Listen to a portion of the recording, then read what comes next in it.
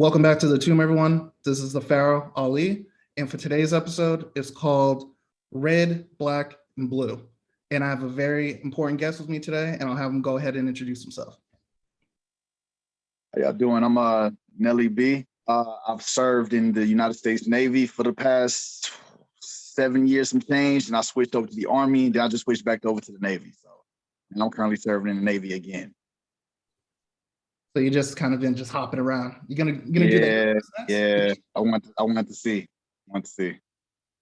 So I wanted to ask you what led to the decision to enter into the military? It's funny. There's actually a video about that actually. Long story short, I was out being crazy, being a kid. I was like 18. I always thought the Navy or like the military in general was like this thing. And I had this thing. I was like, bro, I'm not going to die in a white man's war. Like that was my mindset growing up. And I stood by that. We was doing something one day being stupid. And like I took out, my homeboys robbed a store. I ran away from the location of the store into the first place I seen. And it was a recruiter office. I kid you not.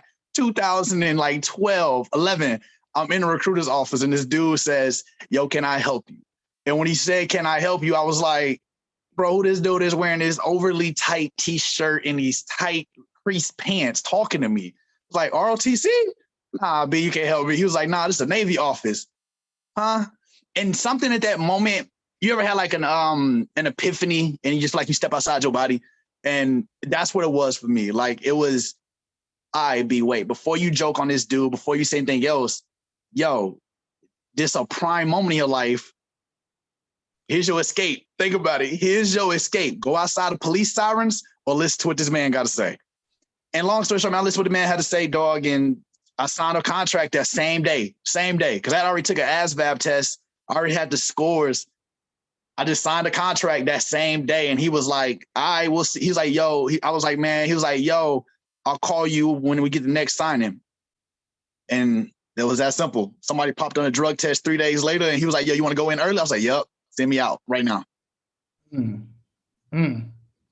Yeah, that is a wild story because you literally had a choice of like, I could go back out there and then go back to literally the life I was doing before or have a literally was that, B, and it was a crazy moment. So I guess with the spiel that he gave you, it's like, what was the thing that kind of stuck out to you that kind of led you into deciding? It's like, yeah, I'll go ahead and sign it. Honestly, B, it was just the moment I decided to stay in there, I knew I was going to sign the paper. Honestly, if I'm being honest, like the moment I decided to stay, I knew at that moment when I walked away from the door and sat down, I was going to enlist. Like I knew. Otherwise, I wouldn't have even gave him my time of day because I just want to give him my time of day. But it was literally, dog, I wasn't playing ball. I wasn't doing nothing. I had no idea where I was going to wind up, if I was going to be live or dead or wherever in the next couple like days, weeks, months. I was like, what I got to lose? Why not? So would you say that joining the military kind of saved your life? Hell yes, I would. Yes, definitely. Not only saved my life, opened my mind. What do you mean by that? Meaning in Louisiana, when I grew up, I only knew you either was black, you was white, or you was Mexican. Meaning I didn't know nothing about races. I didn't know nothing about culture. I didn't know nothing about anything outside of the boot in Arkansas. I know nothing about anything other than playing ball, banging, and rapping. That was it. That was like my only choice. That was like my only option, the only thing I was aware of. So when I joined the military, here I am introduced to all these different races and ethnicities and LGBTQs and non-binaries and all this stuff I never heard of or was told to stay away from. And I was like, yo, what is this? As a country boy that's thrown into California, I was like, B, this is completely different for me. And it was mind opening. And I had a really hard time at first learning to accept a lot of different people and cultures. Yeah. Okay. Yeah, because that's one of the things that I've spoken to other people in the military, and they've explained is that, like you said, it is eye-opening because depending on where you come from, you might not be exposed to certain things. It's like, but once you join the military, they pretty much throw everyone in one pot, and it's just like figure it out. Yeah. So when you ultimately signed the paperwork, it's like, what was the reaction to like from your family and from your friends when you told them that you was going to the military? That's what made it easy, dog. I mean, we've talked about this before. Since I grew up in the system, I didn't have no family to answer to. I didn't have no family to go home and tell nothing to. I didn't have nobody that was gonna like miss me not being there. Um, so it was like my decision and my decision only. So what And about so you? when I I'm sorry. did it, What's up? I said, so when I did it, I did it, and like there was nobody knew. I just literally didn't tell nobody after I did it. I talked to my big homie and a few other people, told him, but that was about it. And then in like a couple days, man, I was gone. I will say that the reaction when everybody found out, like I didn't tell them, I didn't even have a social media at the time. And I think like a year, 2 years later, I made a post and everybody knew I was in the Navy then. They was like, yo, we thought you was in jail. Yo, dog, this whole time we heard you was dead. Joe, we thought you was in jail and dead. I was like, wow. So that was a response 2 years later after I disappeared for 2 years. Yeah. So That's kind of wild. It's like people just assume you're either in jail or it's like, no, it's like I went and made something of myself, not dead. So when you, what are some of the things that like, what are some of the misconceptions that you had going into the military? And then from there, it's just like while you were going through it, what things were like dispelled? I will say that they overhyped military bearing, and I will say coming from a Black community, when people tell you that the military is no place for a Black man, right? That's an overhyped statement. I feel like that's a very overhyped statement that's from the old days because it doesn't remain true no more in that sense. Because nowadays you can finesse the system to make it work for you way more than you work for it. But if you go there and you don't get nothing from it, then yes. If you let it outwork you without making it work for you, then yes, dog, it's not for you. So I think that's a big misconception is that as a Black person, you'll have a harder time succeeding in the Navy or in the military. But as a Black person in general, you have a harder time succeeding in life, in any industry, any corporation out of sound around from your different color peers, ethnicity. So I mean, that's nothing new. I will say military bearing is overhyped in the sense of like, yo, they was like, yo, when you get to the fleet, yo, it's gonna be this way, walk straight, eyes forward, march like this, left, right, all in your face, all in your grill.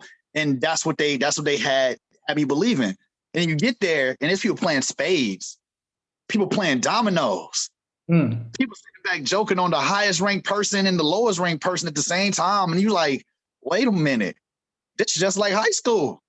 This like a frat house, just with bigger kids. So that's all it was, man. I think that's like the biggest misconception is like people feel like, oh, if you go, you're gonna go to war. Yeah, that's what happens when you join the military. But how you go to war depends on the branch you're in, and it's not nothing that's hard. It's very simple, and it's the easiest job a person can ever have because they tell you when to wake up, what to wear, when to go to sleep. They tell you what time to be at a certain place and location. You know your whole day, every day. So it's the easiest job you'll ever have. So it kind of, with that, is that it kind of added a lot of structure to like people's lives.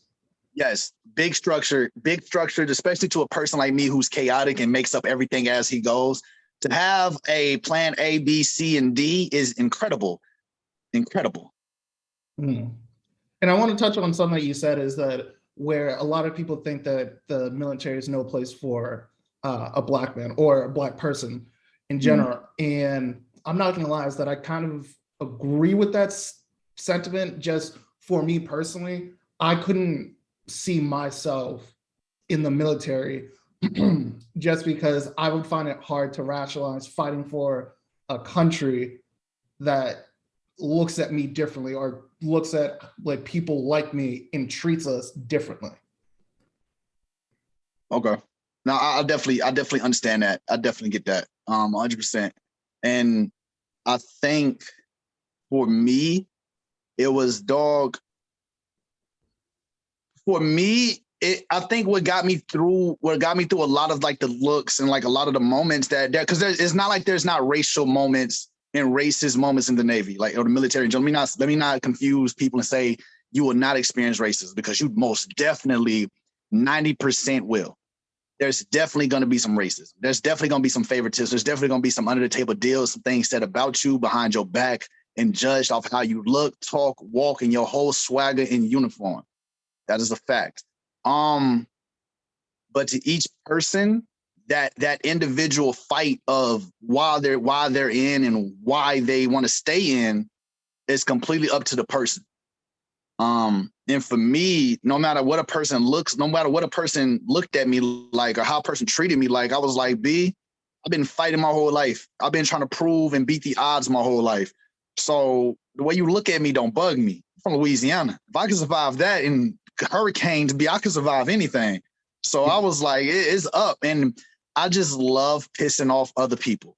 You know, so it's like I believe we talked about it before. It's like if you're gonna see me and put me in a box automatically off my color, I'm about to just destroy your whole box you just put me in. Because now I'm gonna be an issue. And I'm gonna show you I'm gonna be the most qualified, best dressed, uniform popping, chest candy having person you got. And I'm black. So yeah.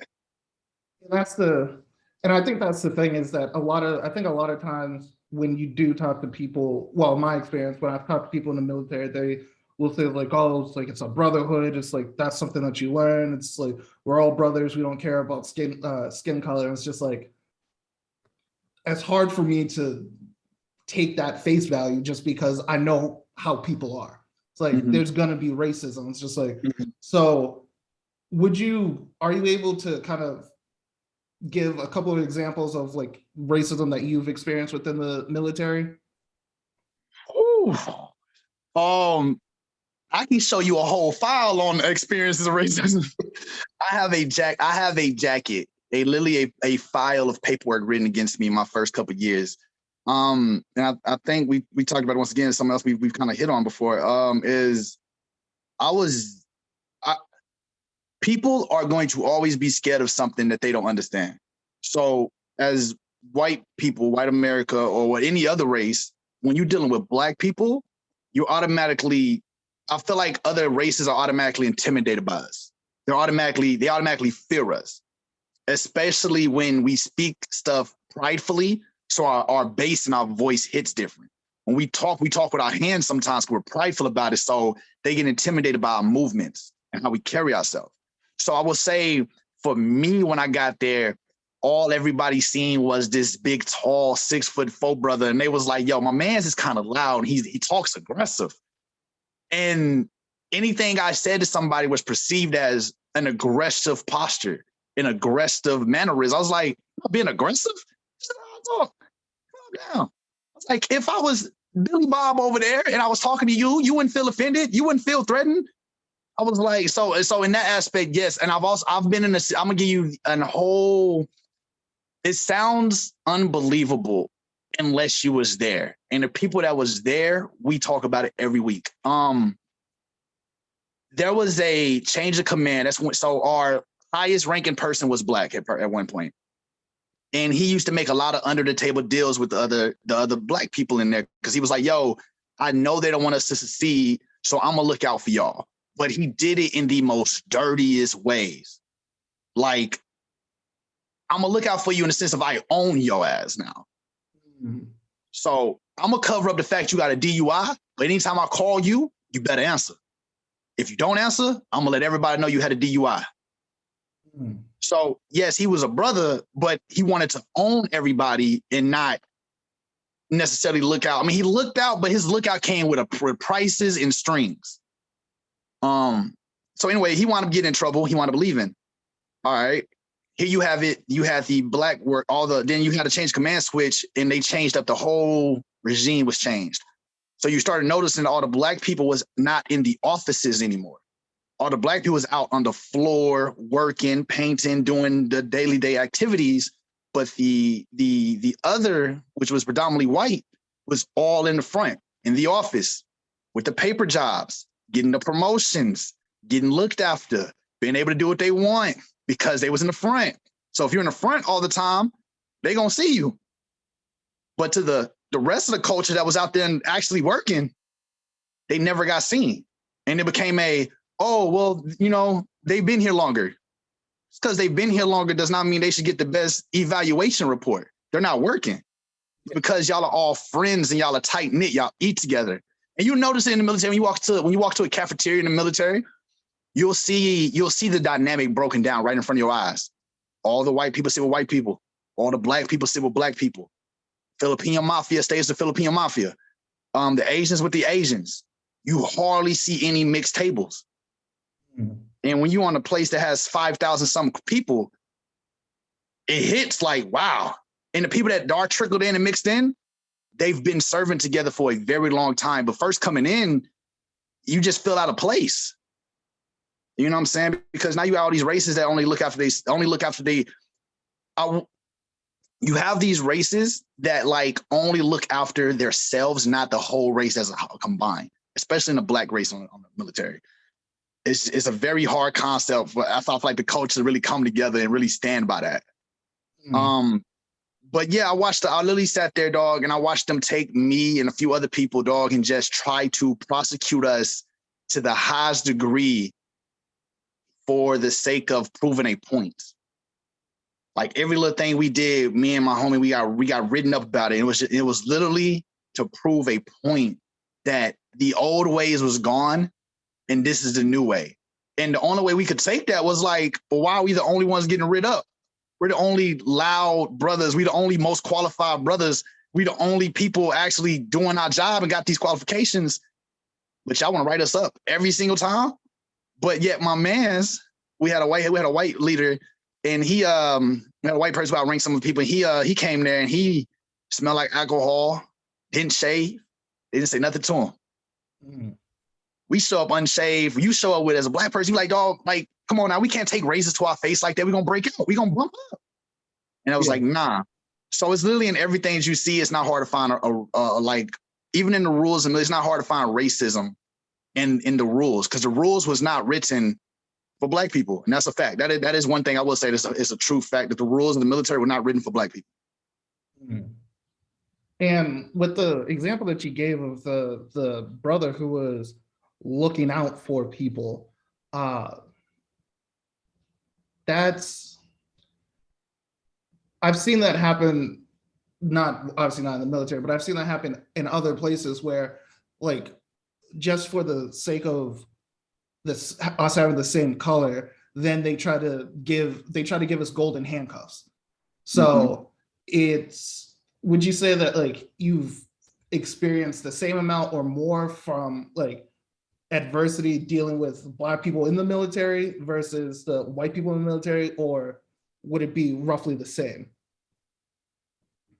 More from, I'm gonna say, golden handcuffs for more black people than white people, sadly, in my case. Because at the end of the day,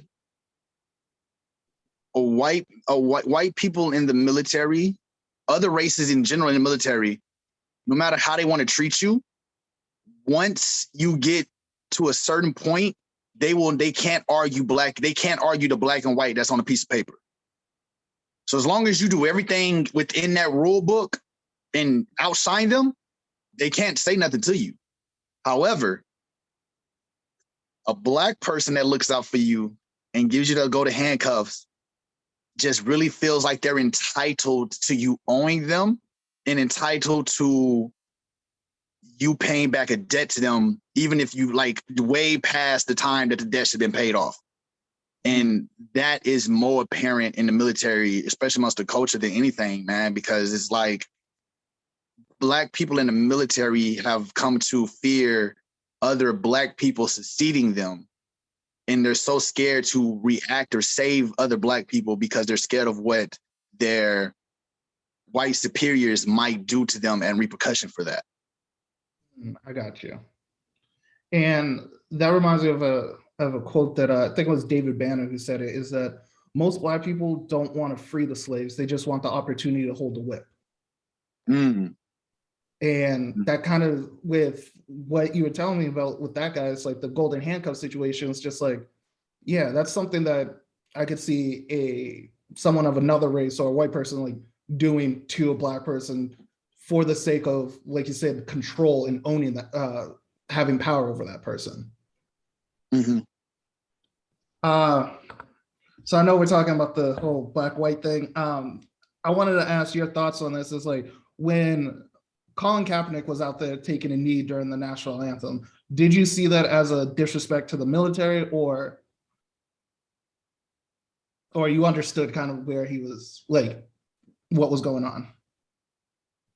I will never watch football until he gets another job. Until he gets a football team, until he whatever, I will never watch football again for that whole reason. I love Kaepernick. For what he did, I applaud that man. For the way they treated him, I feel slandered and slanted my damn self. Because as a person who served under this branch, 2 branches, and has been next to a flag, has saluted a flag, number one, I didn't feel disrespected at all. Not no way, shape, form, or fashion did I feel like that man disrespected anybody who served that flag. Number two, you can't feel like, to say he disrespected us because he took a knee.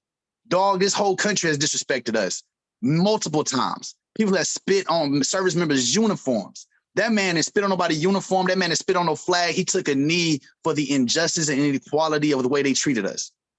And for that, I salute him and applaud that man.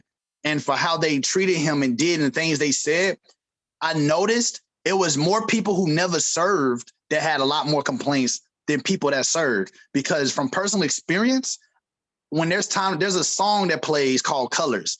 It plays every morning and when the sun rises and when the sun sets, it plays. And we're supposed to stand at attention and we're supposed to salute the flag. And you know what I'm saying? It's the whole Pledge of Allegiance, national anthem. I've seen military people, Black, white, all colors, run inside of a building so they don't have to salute, because they don't want to stand there for a couple of minutes and salute. They run away and hide. And we laugh about it and joke about it. I've seen people who turn their radio all the way up so they don't got to hear it when it plays. I've seen it in military personnel. So I'm like, B, for somebody to sit there and say that he disrespected us, nah, not even a little bit. I didn't feel disrespected at all. And he's like the biggest reason why I will never watch the NFL, because of how they did him. So I stand with Kaepernick and what he did. Thank you, because that's wild. I didn't know that like every morning and night there's a song that you have to stand to attention to. And yeah, that's wild that there are some people in the military that will try to get out of that just for the sake of convenience. So when you said that, it was something that you said, is that the country has disrespected the military. I kind of wanted to ask you then, it's like, so I hear a lot that people say like, oh, like the VA, like it doesn't do an effective job in taking care of the veterans and things like that. And it's like, is there any truth to that? Has your experience with the VA been good, bad, indifferent? I'm not really, I don't have too much experience with the VA because I still serve. And because the fact that I didn't want to hinder myself from being able to re-enlist, I didn't go file my claim. People close to me that are waiting for their claim have gotten the runaround. It is a runaround. It is a hassle. It is something that's not talked about enough, or it is not enough news that covers it enough. And regarding military service members separating and receiving their claim, receiving their rightfully due claims to what the military has done and destroyed their body. And they make it such a hassle, and they make it such a phone chase, and oh, you got to talk to this person and go schedule an appointment with this person, and they trick you in so many ways of, yo, can you touch your toes? Yeah, I can touch my toes. Oh, that you don't have back pain. Wait a minute. You didn't say like, can I do it? Does it hurt when I touch my toes? You say, can I touch my toes? Oh, but does it hurt when you touch your toes? Yes. Oh, okay then. But that's how they get you. You know what I'm saying? Sneaky questions like that during some of these exams and stuff like that, man. So I will say the VA it has gotten a lot better in years and decades past, but there's still a lot that needs to be fixed, a lot that needs to be done. And a lot of service members are get to the point to where they just don't want to file a claim because it takes you almost a year to get any results for your body being destroyed versus it takes you one day to sign your life away and go out there and die. But it could take you a year to 2 years to get anything back from that time you just almost could have died. So I think that's a problem. That's an injustice within itself with the VA and how they handle veterans. Yes, and I definitely agree with you, is that regardless of my political ideology and things like that, I do believe that people that have signed up for the military, that have gone out and have been injured, the government has a duty to properly compensate them in a timely manner for the sacrifices that they did make. And I think to sit there and give someone a runaround for something that they signed up for in defense of like other people, and you can't even give them the decency of compensating them. It is a little bit wild when you really do think about it. And I wanted to ask you is that, what are some of the things that you would like, if you could, what would you change about the military?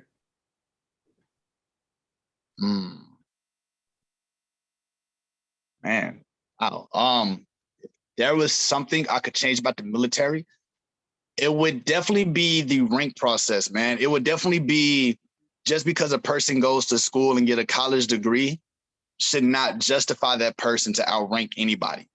Because there are people who have never, there's people who have never served a day in their life, but because they have a degree are able to be in charge and be leaders amongst the people who've already been in the thick of it. So when they get there, people like me and people lower ranked than me have to train these higher up people and teach them their job and teach them how to be in the military. But at the end of the day, if they decide they don't like something, they can write us up and tell us we don't know what we're doing and yada, yada, yada. And I think that's a injustice in itself of like, dog, your degree should not give you a rank, period, at all. Now, if you out there and if your record of you serving and you earning them stripes and you earning your right to lead and you earning the right to be a leader because you know how to be a great follower first, then yes, I will fall in line every single time to a person like that. But a person with a degree does not motivate me to listen to you in no shape, form, or fashion. And I would change that because you'll see them in the heat of a moment, in an evolution, in the heat of battle, for speaking Army terms, where in the heat of a moment, they fold every time under pressure, every single time under pressure. I think also, and this is my personal belief, I feel like the US, and I've been arguing about this for like years, I feel like it should be mandatory for everybody to at least do 1 to 2 years in the military service. And that's my personal opinion on that. Because once again, if you've never been outside of your 5 mile, like the 2-state radius, it's a whole other country and a whole other world for you to witness and see. And it's a lot of bigotries and prejudices and stereotypes that we grow up with that you will never break from until you're stuck in a room with a person of a different ethnicity and race and culture all together, and you're forced to talk to them and you're forced to listen to them. And you're forced to hear their story and why they believe in their God and why they believe in this deity and why they dress this way, walk that way. And until you sit down and talk to that person, you'll never know. You'll only have what you grew up with. And so that's why I feel like it should be mandatory for that, because it builds a certain character in you that you lack until you're in that moment. Man, that rank process and how people rank up and just how people advance and like grooming standards as far as facial hair and you know what I'm saying, how we look in uniform and how we are able to dress in uniform and tattoos and all of that stuff, man. It's like my tattoos does not inhibit my fighting skills. My hairstyle does not inhibit my fighting skills. My dreads should not stop me from being able to save my country because I have dreads and you feel like that's taken away from my uniform. If anything, My dreads make my swagger look even better in uniform, and you should be proud you got some dreaded brothers on that battlefield fighting for you. Then they gonna be furious. They gonna think it's a whole bunch of predators running around there. So they'll be scared, you know. But it's that right there, man. It's like all of that I would change, you know. Sounds like the superficial stuff where, like you said, it's not a hindrance for, Mm-hmm. like, for the most part. It's not a hindrance. Tattoos doesn't it's not an indication of you're a good or bad fighter. I know that with some people have talked about it, and I've heard people make arguments for it about like women in the military, and then why on sometimes in some areas it's good, but then in other areas like it could actually be harmful. Do you think that there are instances where like it might be harmful for women being in the military? Not more harmful than men. I feel like it's about even balanced. And I say that as an equal opportunist person that believes in equal opportunity, and I believe what can happen to one gender can happen to another gender. Mm-hmm. Aside from women having their time of the months and births and stuff like that. Aside from that, I don't feel like there's no hindrance to a woman serving, or a woman being in the military, or a woman being out there fighting, or a woman, sacrificing her life. If she feels like that's what she wants to do, then I feel like she should be allowed to do that in any form, shape, or fashion that she sees fit. And I don't feel like being a female should stop you from fighting. Okay. And I do agree with that, because like one of the arguments that I've heard people say is that, like, I think it was the army, like there's like a certain criteria of like how much you have to lift. Like you have to be able to lift, like, I think it's like what, like 200 pounds or something like that, something close to that, like Mm-hmm. your pack, and then you have to be able to pick someone else up. It was just like, with having those type of stipulations, it's like, yes, there are women that can do it. It was like, but in some instances they have lowered the criteria so that more women can pass. Right, right, right, right. And personally, I think that yes, women should be in the military. I just think that when you have things like that where it's like it's more so about capability, and if I'm in the military, I want to make sure that the person fighting right next to me, if I get hurt, they're actually able to pick me up and take me off the battlefield. So I think that's a fair compromise. Like, but people are probably going to say I'm a misogynist. So I'll let you go. But before I do, I just wanted to ask you, is like, what would be your advice for people thinking about joining the military, or people that have just joined the military? If just joining the military, I would say what somebody told me way too late. You can't change a system that's been set a certain way before you was even born. It's gonna be that way. The military is gonna forever be the way it's gonna be, and it's not gonna change no time soon. I mean, if it might change one day, but it's not gonna change no time soon. So when you get in, don't buck the system, and that was my biggest downfall. Do not buck the system. Go with it. Learn how to politic. Treat the military like you treat the hood. Know what streets to cross. Know what people not to cross. Know what colors to wear. Know what colors not to wear. Know who you can finesse and who you just can't.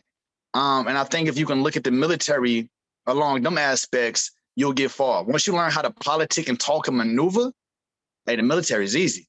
Half the fight is showing up in the right uniform at the right time of the day. That'd be my advice to people that's like joining in, man, because man, a lot of people get in, they biggest problem is they want to change the military. They believe they can change the system. And in that aspect, no matter the color, because it's mostly black people that believe that. And I will say that it's mostly black people that believe that. In that aspect, you're not changing this at all. Not even a little bit. But if you can get in there and you can finesse and you can politic and you can work your way up, you might be able to look out and save a lot of people, though.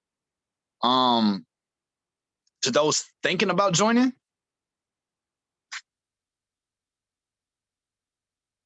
live your life first. Live your life first. Go through life first. Experience some things first. Don't just run to it. If you got, unless you have nothing else going on, if you have no family, if you have like no way you gonna how you gonna make ends meet, how you gonna make anything happen, anything like that go, then yes, definitely join the military. Join the military, you know what I'm saying? Go fight, all of that. And you know what I'm saying? Do that. But if you have options, nah, this should be your very last option. Okay. Well, thank you for that. No worries.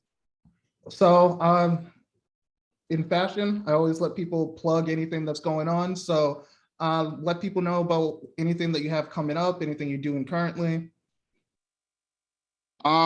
Okay. So currently, man, like I said, I'm Nelly B Gaming, dog, on Facebook Gaming. You can find my platform there.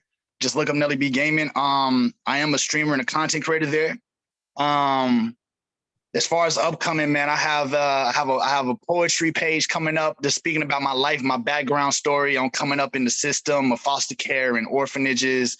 And I'm going to be talking about that. It's going to be in letter format written to like my mom I never met and stuff like this, man. I'm working on mostly the folks on that platform, man. I'm going to do a few things about, I'm looking to build a few other like I'm looking to do a podcast type thing somewhere down the road and talking to a whole bunch of different people and doing interviews on my actual live stream and whatnot. I did my first one today and I want to do a little bit more of those and just interviews, man, just showing love to people, dog. But as far as like upcoming, I think that's it, man. It's really becoming more so of a content creator and a social media influencer than what I am right now, and being able to maintain that while in the military, while going to school, while being married, while being a father. And I feel like that's something that isn't in while being Black. And I feel like that's something that's not seen a lot of. And I want to be one of those people that's on that forefront of showing people that there's always time, there's always a way, and no matter what anybody tell you, you control the narrative of your life, man. So, and that's my biggest thing now is to work on showing everybody that. Okay, thank you. Thank you. And again, everyone, that is Nelly B Gaming on Facebook. And do you have like a set schedule that you'll be streaming or? No, you can mostly catch me late nights. You can mostly catch me late nights, you know what I'm saying? Them late night specials, man. I don't have a schedule right now because of everything that I do and all the hats I wear. It's hard to kind of maintain a schedule and keep my mental sanity sometimes. So I kind of just make it up as I go. But if you follow the page, if you turn your bell on, your notification sound on, the moment I hit that button and go live, you'll get a notification. And you know what I'm saying? Come through, say hi, chop it up. I'm very engaging with my chat. I'm very open. So if you're ever out there and you want to talk to me, man, just ask a question in the chat. I answer everything I see. Yes, yes. Well, I want to say thank you again for coming on. This is the second time that you're on. So I want to just say thank you for coming on. And everyone, that has been another episode of Toon Talks with the Pharaoh. And I'll see you guys next week.